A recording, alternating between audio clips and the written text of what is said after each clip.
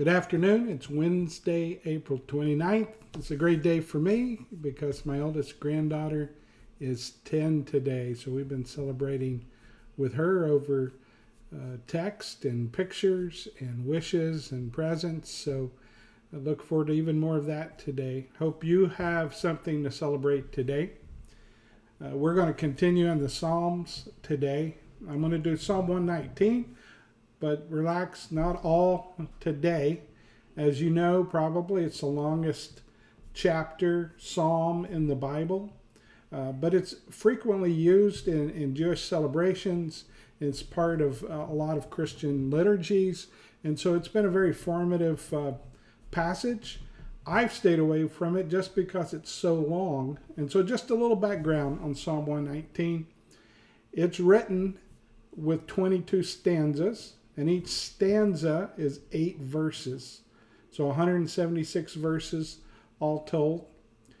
Each stanza starts with a letter of the Hebrew alphabet. And there's 22 letters, therefore 22 stanzas.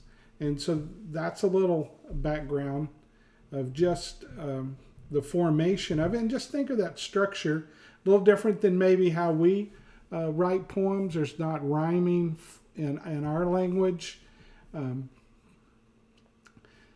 a lot of thought and a lot of structure went into how this psalm was done. Sometimes it's beneficial to be forced into a form and that you're trying to bring the best out of that form, and I think that's one of the things happening here. And also, as way of background, the main focus of this psalm is the Torah, the Jewish law. Not the entire Old Testament, but the Torah, the law part. And so I just want to touch on some thoughts about law before we begin.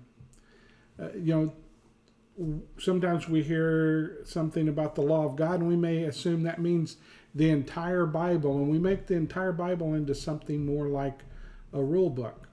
But it is not. It's made up of several different kinds of literature. The problem is we can put too much focus on a rule book into not sinning and miss the things that we're supposed to be doing and supposed to be part of our lives, the doing of what the Lord commands. And I find that when I focus just on rules, it's often with a desire to punish rule breakers rather than encourage people to live by the Spirit of God. And so we end up pushing people away rather than pushing them towards God. So here's maybe a different way. As you hear these passages talk about law, think of it like the law of gravity. The law of the Lord is a lot more like the law of gravity than a rule book. The law of gravity is the way something works. And God's trying to show us as humans how we're built and how we should live and what that should look like. It's the way we're designed. And it's not about not messing up or doing wrong and therefore we're in trouble. It's how we should live. And I think it's a difference in the way people treat the 10 Commandments. As if we just did those 10 rules, everything would be fine. But Jesus comes along later and he goes beyond those to what we call the Beatitudes in Matthew, where he's saying, yes, this is true, but there is more past it. So I want to be able to go beyond the letter of the law to the true heart of God. Maybe one way to say that is the law is not the end. We're trying to get to the perfect execution of law. It's the beginning. And don't think of law as the most I have to do and then I can stop. Rather think about it as the least, and I have more to give and more experience as I go past the beginning of the law. So with that as the backdrop, let's get into Psalm 119. And again, I think there's a lot of beauty in hearing the word read aloud, and that's going to be a lot of what I do today because I think it's pretty straightforward, particularly if you take in the context that I've just mentioned.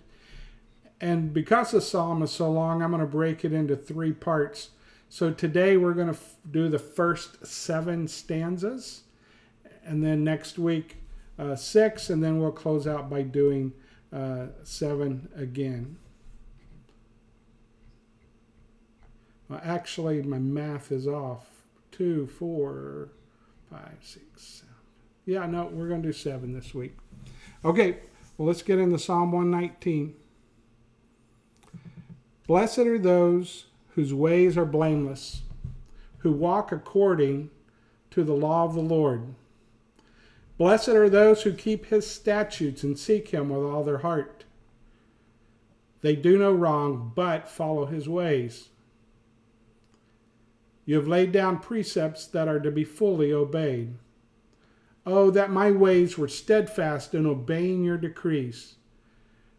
Then I would not put to shame when I would not be put to shame when I consider all your commands. I will praise you with an upright heart as I learn your righteous laws. I will obey your decrees. Do not utterly forsake me. So immediately in this first stanza, you see that it's a focus on the Torah and obeying completely. And the idea that I would know and grow and praise you with an upright heart. Our obedience to God is a praise to him. So let's continue in stanza 2. How can a young person stay on the path of purity? By living according to your word. I seek you with all my heart. Do not let me stray from your commands. I have hidden your word in my heart, that I might not sin against you. Praise be to you, Lord. Teach me your decrees. With my lips I recount all the laws that come from your mouth. I rejoice in following your statutes, as one rejoices in great riches. I meditate on your precepts and consider your ways. I delight in your decrees. I will not neglect your word. So in the second stanza, we hear about the joy, about the greatness, the rejoicing that comes from following the law. It's not a burden. It's not something we have to do, but it's something that actually frees us to become the way God intended us to be. Now stanza 3. Be good to your servant while I live, that I may obey your word. Open my eyes that I may see wonderful things in your law. I am a stranger on earth. Do not hide your commands from me. My soul is consumed with longing for your laws at all times. You rebuke the arrogant who are accursed, those who stray from your commands. Remove from me their scorn and contempt, for I keep your statutes. The rulers sit together and slander me. Your servant will meditate on your decrees.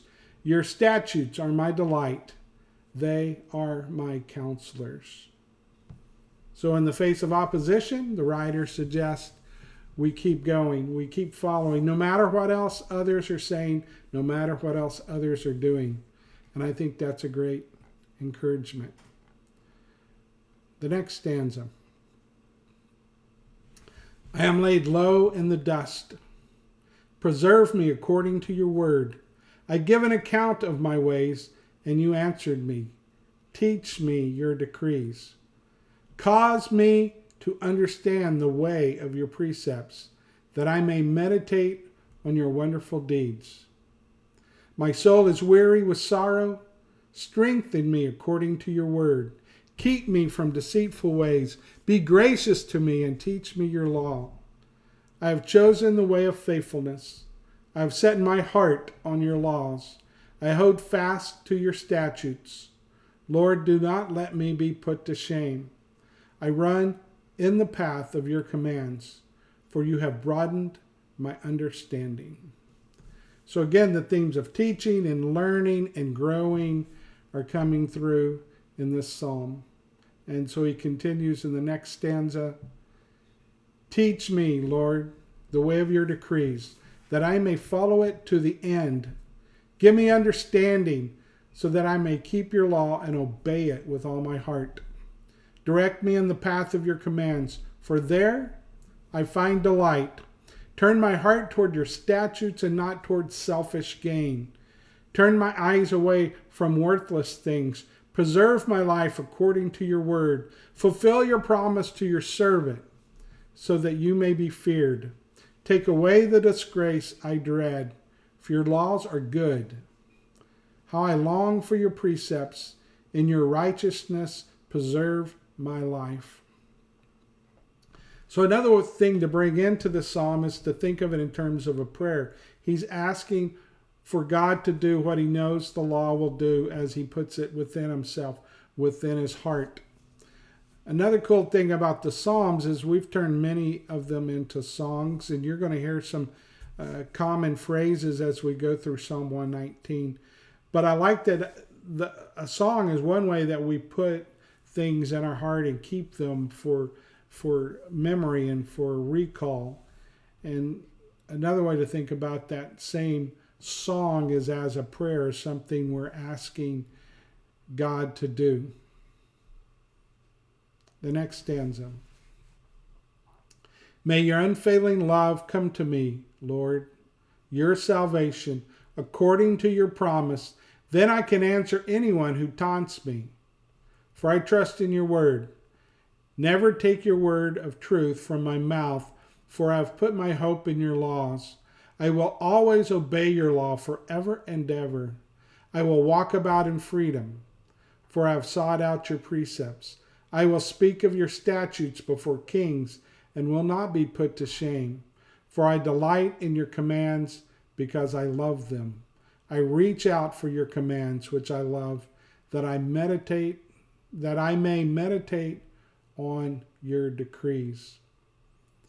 I hope you're getting a sense as he comes back again and again to his request of taking in God's laws. This is not something that you do once, you memorize, and it's over.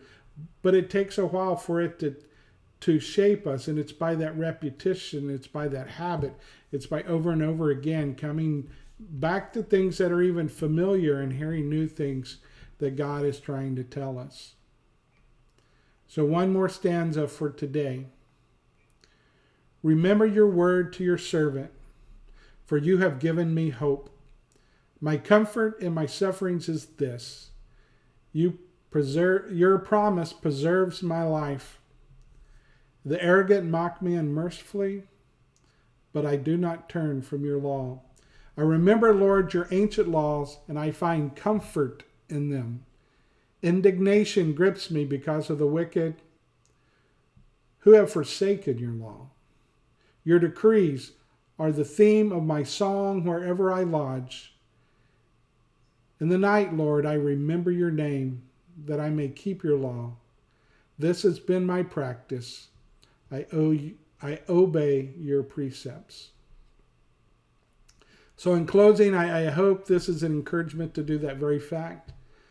Even in the night, to remember the name of the Lord and to keep his law and to make that our practice, to obey his precepts, to obey the things he has done as he lived on this earth in the form of Jesus, and the things that we're called to do in our communities. And in doing so, as this stanza says, we will find comfort in our suffering as we remember the word of to his servants. We will have hope. I hope you're finding hope today. I look forward to being with you again soon.